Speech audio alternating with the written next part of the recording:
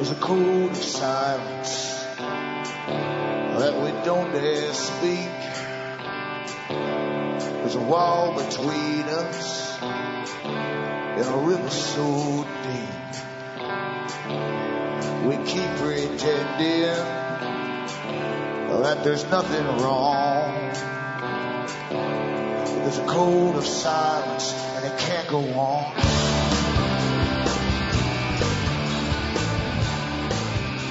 Hi folks, I'm Alan Watt and this is Cutting Through the Matrix on the 24th of October 2012. Newcomers, as always, I suggest you make good use of cuttingthroughthematrix.com website, and hopefully you'll start to understand the reality beyond the fake reality you're given at the bottom level as you're caught up in the kaleidoscope of massive data, not truth but data, and bread and circuses and politics and so on. Because the big boys a long time ago decided to take over the world and reorganize everything, human nature even, redesign humanity if you like, and to better serve themselves at the top. And they formed big institutions, big foundations which fund armies and armies of non-governmental organizations and lobbyists, sociologists, they have anthropologists, they have zoologists even. They've got all kinds of ologists on board with them to alter the world to suit themselves. And you're all living through it, and you've adapted to it too. And even your present cultures, etc., which you take for granted, were all given to you by the big boys and designed a long, long time ago before you were even born. So help yourself, as I say, to the website, and you start to understand what's going on. Remember too that you are the audience that bring me to you. You can keep me going by buying the books and discs at the website cuttingthroughthematrix.com, which all have audios for download, and they all carry transcripts in English for print up too, by the way. And if you want transcripts in other languages, go into alanwattsentientsentinel.eu and you'll find a selection offered there. But to order, as I say, from the US to Canada, you can still use personal checks or international postal money orders. You can send cash, or you can use PayPal across the world, Western Union, MoneyGram, PayPal. And straight donations are really welcome, because I don't, as I say, bring on anybody else's advertisers who terrify you with some good stuff, but not always. It's kind of dodgy stuff sometimes too, mind you. Info-wise, that is.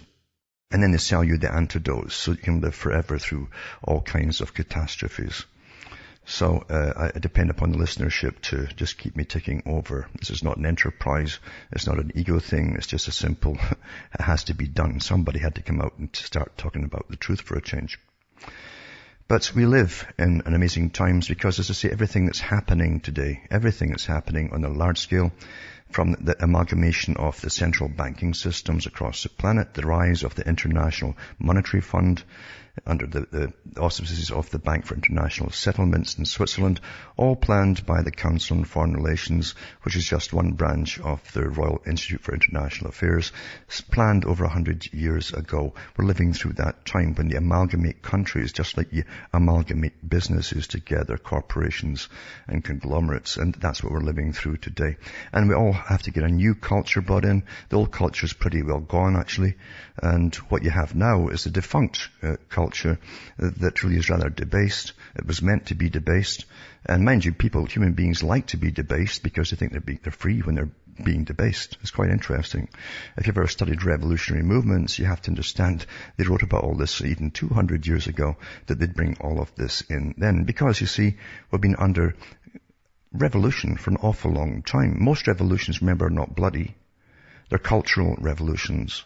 And then it goes into being taught at school as the new way, and you all adapt into it. Ongoing, never lets up. And today, of course, we're all dysfunctional because no one can stand together for any purpose whatsoever. The only ones that can make you fight for anything are governments, in fact. Governments just simply tell you to go and fight, and you will do it. But otherwise, you won't fight for anything for yourself. Quite simple. All well studied by top, professors in universities for the big think tanks. And what I'm saying is just the facts. Sad truth, though, isn't it? Back with more after this break.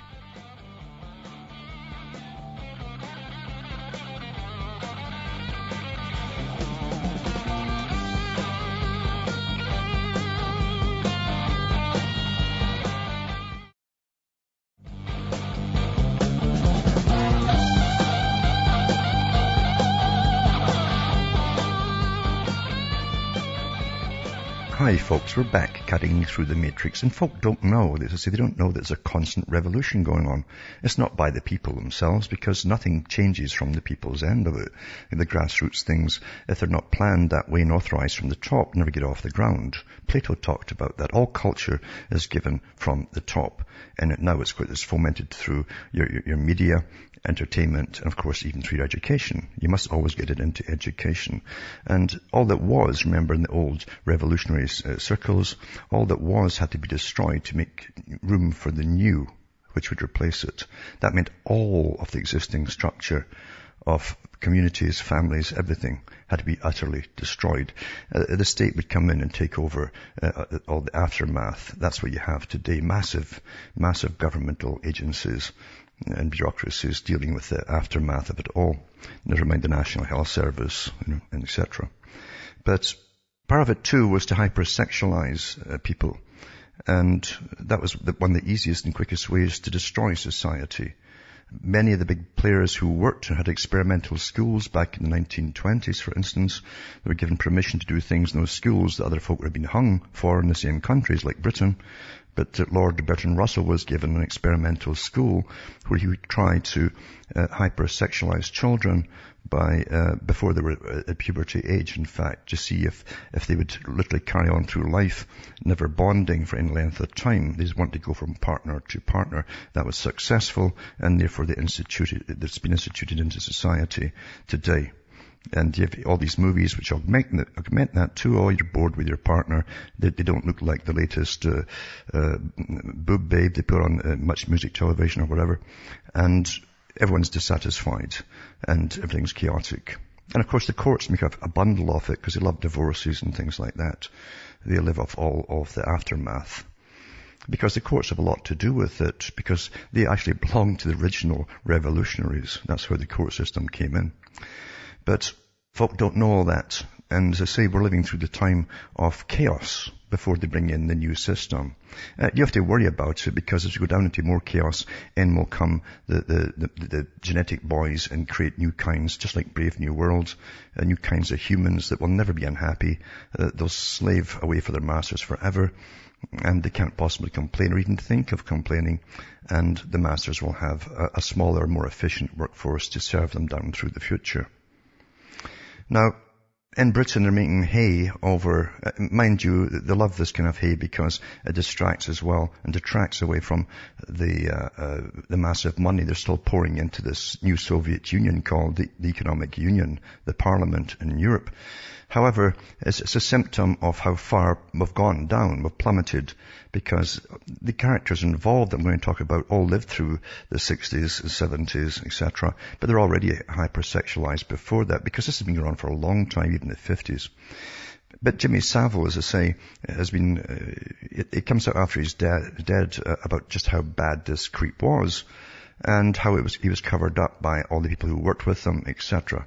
Now, it says Savile's sex scandal hits horrific new low as former colleague Paul Gambassini claims on Radio 5 Live that the DJ was a necrophiliac. Well, people knew about that for years because he had keys to the morgues, and he loved to go and spend his time in the morgues. The hospitals gave him the keys. And it says, he's aware of the claims and so on. He says that the expression I came to associate with Savile's sexual partners was underage subnormals. He says colleague of the Jim Will Fix It presenter. In a 1990 interview, Savile dismissed the claims that he was a necrophilic after saying he took pleasure in taking dead people to a hospital mortuary. And so anyway, it says it's one of the most extraordinary allegations to have come out in the wake of the scandal. It's actually, if they go any further. And of course, they want to clamp it down now. People will get sick of it, by the way, and want some new scandal on some other area. But they'll get sick of this. They know it'll go away, you see, because they can't let it go any higher, because they're up to the House of Lords and to even those that knight them, you might say. But it says a claim was made on Radio 5 Live today by Paul Gambassini, who started working as a DJ on Radio 1 in 1973. I'll put this one up tonight. There's a video you'll hear Gambassini talking about it himself. Then another article too, it says that now the BBC censors Savile emails. Lawyers pull messages hinting at a cover-up from Panorama, that's a documentary investigative bunch, into sex scandal. Internal messages were withdrawn from exposure for legal reasons. Revelations heightens fears that corporation isn't telling the full truth. Well, you'll never get the full truth out of that bunch of, you know what, because they're all like that, folk who don't know that. Said it piles even more pressure on Director General George Entwistle. This is the same Entwistle, I think it wasn't so bad back then, you know. I mean, some of these girls weren't, you know, they were underage, but, you know, they weren't unaware of what was happening. Now, but rape is okay, I guess. You see, that's what he's saying. So anyway, emails which suggest that senior BBC execs tried to cover up the Jimmy Savile scandal were pulled from the Panorama expose of the affair. It emerged last night. The internal messages were withdrawn for legal reasons amid fears others implicated in the shelving of the Newsnight report could sue for damages. The revelation will heighten fears that the corporation is still not telling the full truth. Well, good luck for getting the full truth. I'll put this video up as well from the Panorama bunch, and you'll hear as far as they went. And I've got a couple of them because I think eventually they put it back in. And another article, Jimmy Savile, what the BBC knew. It says the Panorama Special investigates Jimmy Savile, child abuse scandal, and asks why the BBC knew in the past, what they knew in the past, and examines the events around the dropping of the corporation's own Newsnight investigation into the subject. Put that up too. And another one on Paul Gambassini, who talks about the fact that he was into underage subnormals, as Savile liked to call them, and necrophilia. And it came out live, and of course the BBC weren't expecting the necrophilia bit either, but it came out live, and they tried to hush all that up. And another one is from the Drum. It's called Paul Gambassini Shocks 5 Live Listeners. That's the station that this expose was on, with the Savile and necrophiliac claim. And then you've got, interesting, this one here. It says, Member of Parliament raises the claim of past paedophile ring linked to number 10 Downing Street where the Prime Minister lives. And it says, Labour MP Tom Watson has said that police must investigate claims of a powerful paedophile ring linked to a previous Prime Minister's senior advisor and Parliament itself. He asked David Cameron to ensure that the officers looked into the allegations. Mr. Cameron said he would look into the issue, although he said he was not clear which former Prime Minister's advisor was being referred to. That's rubbish, because everybody knew what was going on with Brown's bunch as well. You know, he loved to bounce little children on his knees and things. The exchanges came during Prime Minister's questions in the Commons. Mr. Watson said an evidence file collected by the police to convict paedophile Peter Wrighton in 1992 contains clear intelligence of a widespread paedophile ring. One of his members boasts of his links to a senior aide of a former Prime Minister who says he could smuggle indecent images of children from abroad, he said. The leads were not followed up, but if the files still exist, I want to ensure that the Metropolitan Police secure the evidence, re-examine it, and investigate clear intelligence suggesting a powerful paedophile network linked to Parliament at number 10. Cameron said it was a very difficult and complex case, and he was not entirely sure which former Prime Minister blah blah it was referring to. Utter rubbish. They all know what's going on. You understand, this goes all the way. Mind you, the Labour government being part of the revolutionary movement, not that the other side's any different today. At one time they were different, but not today. They have to really cover it up because this will be all over the place. I've read articles in the past about members of the House of Lords, you know, who love to pick up young boys and go to special apartments in London, get glass out and poop on the glass. I mean, this is mainstream stuff. They're all weird up there. The whole darn class of them is weird. And all the little psychopathic ones down below trying to get up into politics, they've got all the right qualifications as well. That's the system we live in today. And then you go into this one here. It says, blow to Sarah's law. It was a law they were trying to pass as judges rule that pedophiles' human rights should be considered. That's what's going to come out of it. Pedophiles' human rights. A High Court ruling said pedophiles should be allowed to make representations before their details are revealed to members of the public. And it says parents could have a harder time finding out if any pedophiles live nearby after a High Court ruling that sex offenders' human rights to privacy should be considered. If they're not acting like a human, why should they get any rights? It says in a judgment that lawyers say risks watering down what's known as Sarah's Law. The court ruled that offenders should be given a say before their presence is disclosed. Their human right to a family life should also be taken into account, the judges said. In a test brought before by a repeat sex offender from the Sheffield area, 2 judges agreed he had the right to make representations to South Yorkshire Police before local parents who made inquiries about him were told of his criminal past. Sarah's law, started in 2008, allows parents to find out from police if someone has a record for child sexual offences as they move them into your area. Known formally as the Child Sex Offender Disclosure Scheme, it is named after Sarah Payne, who was murdered in 2000 at the age of 8 by Roy Whiting, a paedophile. But the new ruling could force a redrafting of the guidelines. Sir John Thomas, one of the judges, ruled that key parts of the Home Office guidelines were unlawful and said a balancing exercise was needed between sex offenders' human rights to respect for their privacy and family lives on the one hand and the interests of protecting children on the other. Now, there's been so many articles coming out about judges too. I mean, guys who wear these, dresses and stuff and put wigs on would make me wonder about them as well. And I'm not kidding you about that. There have been so many guys caught dead in their own apartments, dressed as women. One of them it was like a hammock the way he was going to cross the room when they found him. His legs were tied to a hook on the wall on one side and his head on the other, so that he could asphyxiate himself and to get a bigger high, dressed in women's clothing and stockings too at the time. Not kidding you. A British High Court judge. There's nothing unusual with this. These are where the creeps go. Society is finished, you understand. Utterly finished. All the perps are in control. Not just in one country, it's across the globe. Back with more after this.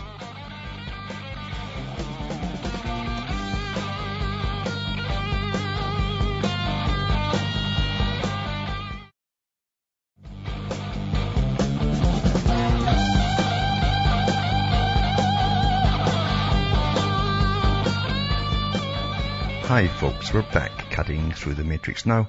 There's another site out there too that's been watching this for a while to do with the British government involvement in paedophilia. And it's amazing. These are the guys that are, they sit and plan wars and slaughters and people across the world and they get kickbacks from the big oil companies who they arrange with that will go in afterwards. And that all came out in mainstream actually. But, and of course we're just the cattle out there. We're the herds of cattle that just sit back and moo once in a while.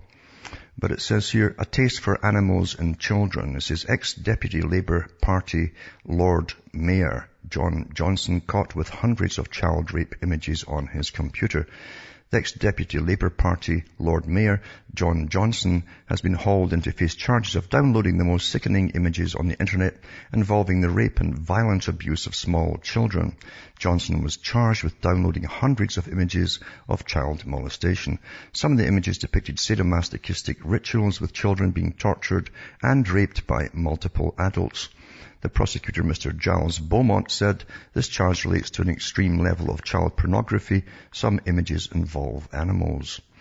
And it says here, the magistrate, Michael Flanagan, declined jurisdiction and called for the case to be heard before a Crown Court. The trial date is November the 6th, 2012 at Peterborough Crown Court. I hope folk keep their eyes on this one and see where it goes. Then another Labour Party paedophile primary school governor. It says here, this paedophile counsellor deliberately getting jobs. Lots of them are in schools near, so they can be near their target, which is the children, right? Labour Party paedophiles, counsellors. 3 times Labour councillor candidate Richard Harris was arrested at his home in Union Street, Exeter, and his computer removed from child protection officers to examine. He stood as the Labour Party's man in 3 wards, St Leonard's, Heavitree, and St Thomas, which are renowned areas for primary schools in the wards around Exeter. Labour's Richard Harris was arrested with a list of 500 children's names in his possession. According to neighbours, officers handcuffed the Labour Party activist at his home in Union Street and bundled him into a vehicle that sped off at high speed. Harris was charged for offering the juniors money to have sex with them. He said to police officers when interviewed, "I felt mostly turned on by children." Other Labour Party affiliates have had jobs in schools and have been found guilty of paedophilia. And here's some of the names as follows. It says Keith Potts, Nelson Bland, Greg Vincent, Alec Dyer, Atkins, Paul Diggert, John Freary, Steve Carnell, Adrian Kirkett, Richard Harris, Darren Jeffrey, Pedley, and Ben Williams. I guess there's a lot more too they haven't caught yet. Now this is an interesting one. Labour councillor for Leicester, Manish Sood is his name, Manish Sood, found guilty of grooming school children for sex. It says a total now reaches 36 Labour paedophiles in the UK. The parents of the children swore at the Labour councillor as he was found guilty of trying to molest their children as he was ushered quickly by security staff at Leicester Crown Court. The paedophile known as Labour councillor for Leicester, Manish Sood, who stood in the dock, brings the Labour Party paedophiles to a staggering total of 36, with 4 others arrested and slipping through the court system. But there was no slipping away for the judge at this court, and the verdict was guilty. The Labour 25 listed paedophile Manish Sood spotted an advertisement by a schoolgirl for a job in Gumtree, an online service with a part-time work column. Paedophile Manish Sood then decided to phone her and ask her for sex at a fixed price. The child got frightened and was so scared she told no one but her friend in her school. She told her friend what the paedophile Labour councillor was asking her to do for him. He sent scores of filthy text messages and phone calls of an explicit nature. The victim's friend got angry, so she rang Manish Sood and told him to leave her friend alone. Manish Sood then asked her who she was, and when he realized that she too was a child, he asked to meet her for a massage. He said, I'll pick you up from school. He said, can you bring condoms for me? He then added the child should wear toe rings. I guess that was another little turn on for him. The filth poured out, and the 2 children couldn't stop the Labour paedophile. Around 200 phone calls and text messages by Manish Sood were received by the children offering sex for money. He offered them £200 each, but the children refused. Then they realized he wouldn't go away, so they contacted their teacher, who listened on the conversation by the Labour paedophile. The judge gave him a 3-year supervision order. A supervision order, right? That's what he got for it. And ordered and banned him from being near children unsupervised. Manish Sood admitted in court his fixation for little girls. His mother, also involved with the Labour Council in Leicester as aide to the mayor, stood by him throughout the trial, saying he was a good man. It says, if it wasn't for the protection of paedophiles by the Leicester Labour Council, the newly prosecuted Labour 25 paedophile Manish Sood would be in prison for grooming children. Well, I think folks should look into the whole lot of them there, because they're obviously covering something bigger up. Obviously. The parents shouted Labour paedophiles at it again, and get with the Labour 25 paedophiles at the closing of the case, when a member of Parents Against Paedophiles gave out 120 leaflets to passers-by who vented their anger. And that's supposedly what's running. This is utterly corrupt, you understand. There's no fixing this, you know. Once you've gone for the really primeval instincts, then you're really in trouble. And they've hypersexualized a whole generation, and all the deviants are even more so hypersexualized, and they've risen to the top, as they always do, because they go for power. And that's politics. That's where the power generally is. A lot of them get into big business too, mind you, and become rather successful CEOs, who can then rape their secretaries and other people. Back with more after this break.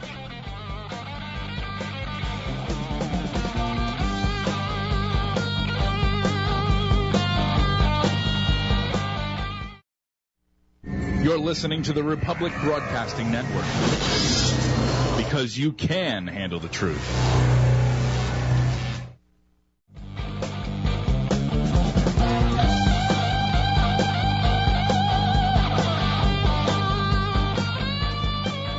Hi folks, we're back cutting through the matrix, and as I say, rather than go into the politic circus that they give you every so often at election time, as in the States for instance, it's meant to get everyone caught up in it once again, even though they should know better.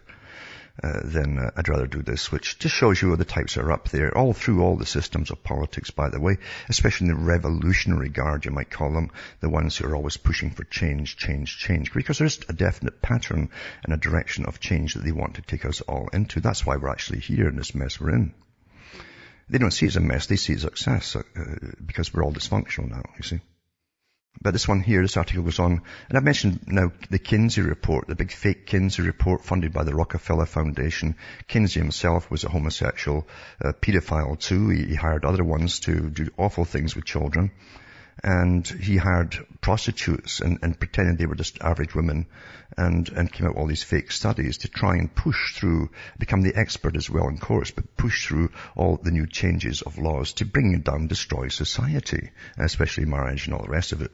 It worked awfully well. But there were other ones involved too, and Masters and Johnson were another couple of so-called legendary sex researchers. And so, guess what? Their son, the son of Masters and Johnson, has been arrested for aggravated indecent exposure. People going past his place in the boats, little canal boats and so on. He's flashing them, and he's flashed two policewomen, and he's been doing it for ages, mind you, and so that's why this was set up, to try and catch him and photograph them, and I guess they got a good photograph. So he's now in messes. The married son of renowned sex researchers Masters and Johnson has been arrested for pleasuring himself in front of female undercover police officers as they pass by his exclusive summer home in Michigan.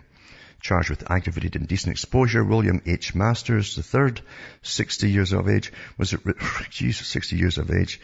on $5,000 bail and is facing 2 years in jail for the incident, which officers say was only the latest in a string of debaucherous deeds in the area. Female officers posing as kayakers were part of a local sting operation investigating the indecent goings-on of the posh summer homes in the Point O'Barks, it says here. So he's charged. It says it's a very rich, wealthy, gated community, explained a local source to the New York Post, with cottages built by families like the tire magnate Harvey Firestone. Masters III was nude on the banks of the Pinnebog River at the Port Crescent State Park Day use area in Hume Township when the two female kayakers paddled by. Officers claimed he yelled for attention to try to get their attention so as he could see his weenie on a nearby dune, and then proceeded to make obscene gestures at the women when they looked his way. The boaters, however, were part of a combined law enforcement agency sting operation working out of a two-person kayak on the river. The officers beached their kayaks and chased after Masters III, calling for backup from Michigan conservation officer to help in their pursuit. So it says here, the Masters of Sex, Dr. William H. Masters and Mrs. Virginia E. Johnson, were the co-authors of the controversial book, Human Sexual Response and Human Sexual Inadequacy. Both books were bestsellers. They always are bestsellers when they're changing the culture, and have been translated into 30 languages because the big foundations are behind them. Together they founded an independent not-for-profit research institution, there you go, initially called the Reproductive Biology Research Foundation, and renamed the Masters and Johnson Institute in 1978. The work was essential to the study of sexual dysfunction, sexual disorders, and human sexual response. We know what the responses are. You stand next to the water and you strip nude and you just wave all the boaters to come over and see you, Amongst the most high-profile studies investigate the nature of female orgasm, specifically the physiology of clitoral and vaginal arousal, as well as the difference between the two, dispelling long-standing misconceptions. So it was all to get the sexual revolution really, really going in hyper-sexualized society, which is done now. It's completely done. And that's just the way it is.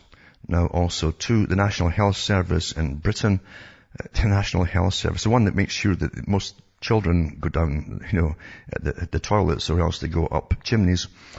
That's no kidding, folks. That's where most of the money goes, the National Health Service today. You can't get treatment for things that you need, but that's a priority over there. It says that they've come out with a phone app that features extraordinarily explicit sex tips for children as young as 13. It's branded grossly irresponsible by family charities. So it says that the taxpayer-funded Respect Yourself info website gives tips on anal and oral sex as well as losing virginity. Also a sextionary to describe slang terms for genitalia and naked pictures of a man and woman with their erogenous zones highlighted. Much of the content too explicit to be reproduced. Local council involved with site admits site does contain explicit images of genitalia, but insists it's been put together with a lot of thought, care and attention by the weirdos. And of course it is, because that's what they are, folks, and they have a big agenda to fulfill. They're not finished yet. One day, as I say, that where it's all going is that there will be no such thing as paedophilia. That's where they're going with it all. It's like Mussolini before he got into office in Italy. He says, when I get in, he says, I'll make the trains run on time. And so he did. He just tore up all the timetables. Well, they're going to simply tear up all the laws. They're trying to do this from the very top echelons of the weirdo movement of revolutionaries at the top. They're really trying to do it. And these little articles come out, the children are maturing much earlier, etc., etc. This is all part of it as they get their way, you see, and push for the next step. And that's where it's going. Now, folk don't know that most of their lives, their behaviorists run your minds for you. If you don't know that there's hardly an article comes out from government or any government agency or educational authority that comes out with in plain language to do the things that you'd think it's meant to do. It's meant to alter the way that you think about things. They want you to think the ways that your masters have designed you to think on every topic, but it's called political correctness.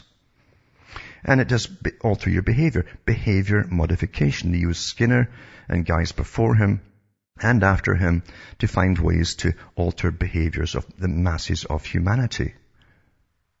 And they've done it. They work with even the television outfits and movie industries. You look at human behavior today. Look at it. I've been reading some of it. But they also do the things where they don't want you to go into what you can talk about, what you can't talk about, what's correct, what's incorrect, and verboten. And it says the UK is to export nudge unit to Australia. They've already used it in Britain. This is behaviorists, actually.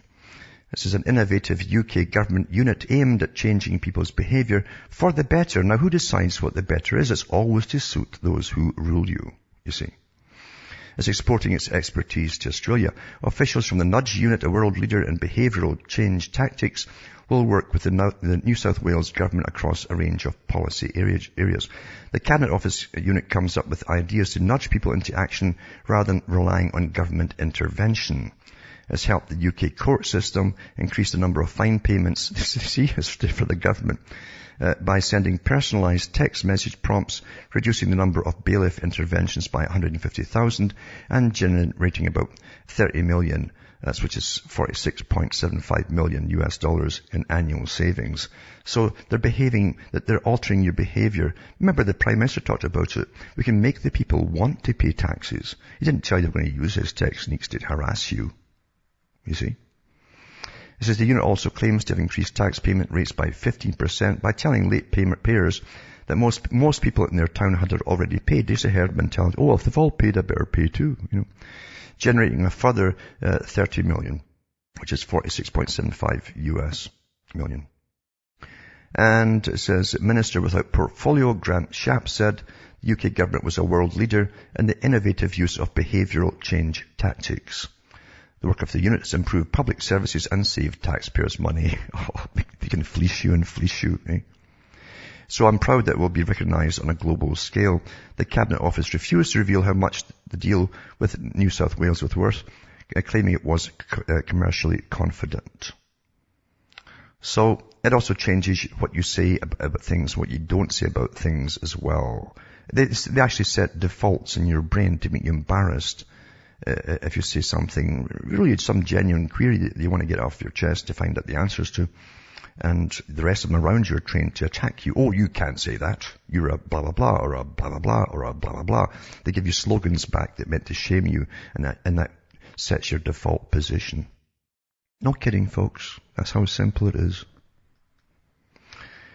Visa, you're all going electronic and all the rest of it too, as Big Brother. You understand, you don't live here to serve yourselves or even to pleasure yourselves. You're here on the sufferance of those who own you. I hope you understand that.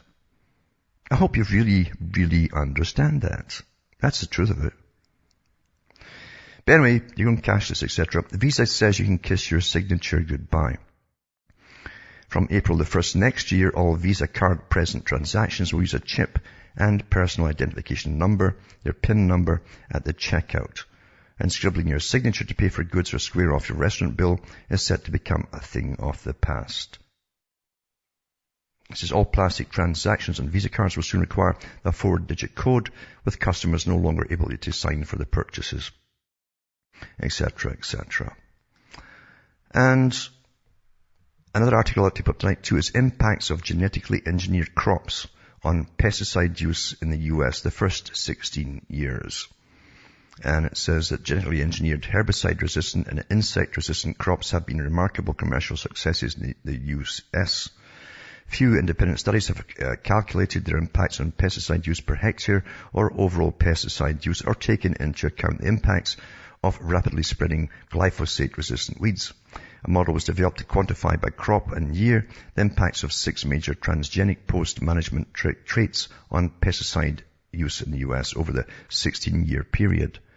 And it gives you the period and so on, and what was tested for. And it's actually fallen flat for the GM guys. All their claims have gone the other way. It's backfired. There's also a link from Reuters on the same thing, and actually say that all other technologies backfired on them. Now they've got all these resistant weeds and so on. They're using more and more pesticides to try and control these weeds. And literally, what you're eating, folks, you think are vegetables. Never mind the fact that they're also modified with all kinds of weird genes for a purpose, by the way, which they'll never tell you about because it's killing you. You're also getting soaked with the pesticides, which will sterilize you and kill you even faster. They've done all the studies. There's countless studies out there on this stuff. But that's what you get. See, you're going to bring down the population, you understand, and you aren't going to get volunteers. And this article too is to do with music. For those who just hip-hop to the music and get going. It says, King Crimson and Emerson, Lake and Palmer, founding member Greg Lake, slammed punk rock in a new interview, calling it a fashion trend instead of an artistic one. Speaking to the Montreal Gazette, Lake disparaged the musical value of punk. He says the punk thing wasn't a musical movement. He said it was a fashion movement. It was about hyping, marketing, and movement.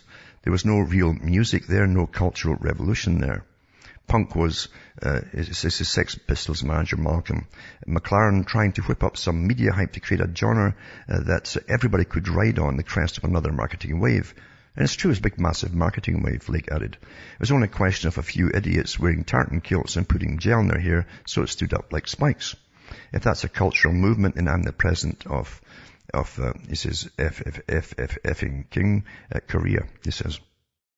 Both King Crimson and especially ELP were savagely derided by rock critics who tended to prefer the raw energy and political stance of punk over the musical complexity and lyrical obscurity of progressive rock. Still, Lake remains fiercely proud of the music he created with both bands. What tells me that progressive music is absolutely valid is that they can't bring themselves to recognize it in the Rock and Roll Hall of Fame, he said in a jab towards the institution that has inducted commercially unsuccessful acts like Ramones and Patti Smith, but hasn't even nominated Yes, ELP or Jethro Tull, despite their long-term success and influence. He says, we're trying to be different. He says, we wanted to be original, but we also wanted in our own way to change the world of music. Now looking back on it, I think in a small way we did. And it did, because the next step was to bring in rap, basically. And now we're down at the bottom. We can't get off the ground now. We're all literally flopped on the bottom, it seems. You see. Part of the culture industry is to bring everything down. I hope you realize that. When Pike and others and Mazzini talked about bringing in the nihilists and the atheists, it wasn't just nihilistic art that would make you want to commit suicide if you watched it, looked at it. It was also to do with music and everything else to do with culture. Theo Adorno went into it even further because he came over from the Frankfurt Institute, and these boys literally were given the task of completely bringing down the West culture, especially Americans, down to the most base level that had ever been done. And it's been very successful. And don't criticize me, I'm just telling you what's fact. Go and look up Theo Adorno and the boys that he worked with and what their goal was. And he was given permission by the President of the US to do so. You think there's not a revolution going on? Huh. And also, it says here, yes, there's an article too about the electronic cash payments too. Research in Motion, it says, has struck an agreement to help manage security technology that will make it possible for many Canadians to pay with their smartphones through mobile wallets, they call it. So Research in the Motion, TSX RIM, has struck an agreement to help manage security technology that will make it possible for them to pay with the smartphones. The BlackBerry maker said Monday it had been chosen by OnStream, a company set by Canada's 3 largest wireless networks, to provide the security infrastructure that would make the substitute for debit and credit cards at checkouts work. Using the smartphones to make a payment is considered one of the next waves of wireless technology in North America, driven by the growing number of credit cards, rewards programs, and identification that many people carry. I understand all these rewards programs, they just treat you like cattle, animals. Because I remember listening to a guy talking about it that came out with some of the cards for these customer cards for certain stores. And he says, we have better mouse traps, as they offer all the little people little deals on things. You think they're going to get deals, and they get all your data on you, and they study you, and they see what you're eating, and everything about you, and what time of month it is for women, and so they know all about you, folks. They figure it all out before you even are given the card, and you all go along with it. We've got a better mousetrap, he said. Yep. That's what you are to them. This article I read a couple of years ago when it came out, but it's more valid than ever. It says, the moral judgments can be altered. MIT neuroscientists influence people's moral judgments by disrupting specific brain region. It says they've shown that they can influence the moral judgments, and a finding that helps reveal how the brain constructs morality. To make moral judgments about other people, we often need to infer their intentions, an ability known as theory of mind. For example, if a hunter shoots his friend while on a hunting trip, we need to know what the hunter was thinking. Was he secretly jealous, or did he mistake his friend for a duck, or was he simply pissed? As his previous studies have shown that a brain region known as the right temporal parietal lobe junction is active when we think about other people's intentions and beliefs. I'll carry on with this when I come back from this break. It should all be your cell phone.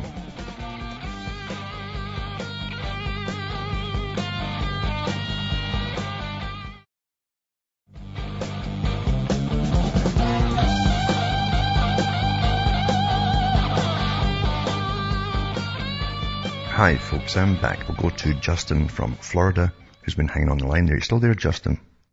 Hey, Alan, yeah, I am still here. How are you? Not so bad. How are you? I'm alright. I just wanted to talk about, a little bit of music, just the society in which we live. It's so artificial. And, like, every day, I work at a marketing agency, so a lot, of what you're talking about, is, like, resonates with me because it is all about, your audience's opinions, how they view your product. Yeah. And, and just, from everything, from music down to the food we eat, I just find it amazing how they've taken our focus off of, of the resources that we need to live, and they've gotten it onto the rat race for paper and for degrees and for, and like for conveniences. It's like you say, the word convenience has it starts with a con. Just the great con is just, it looks like it's disgusting, but yet it's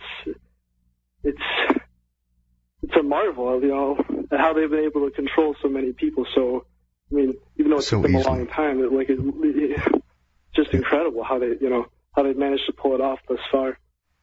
Well, they knew a long time ago. Bernays knew it because he was taught by the best guys even before his uncle Freud.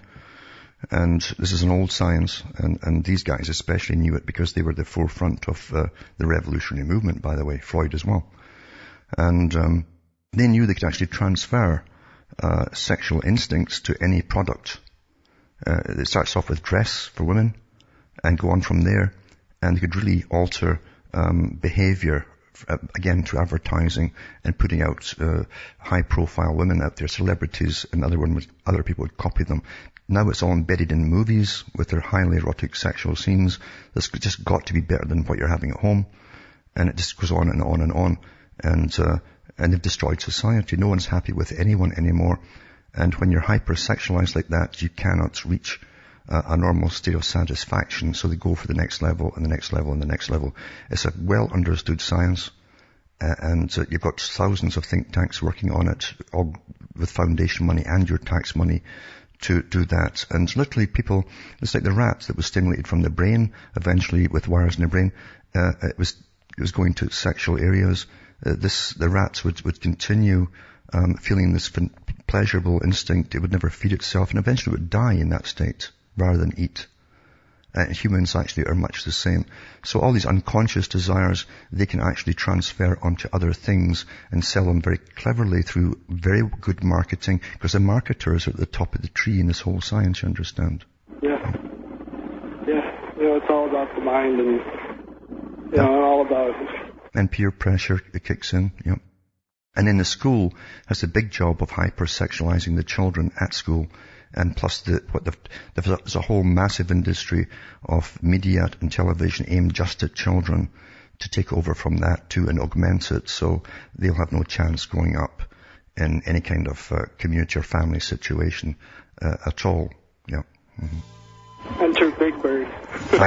Thanks for calling in.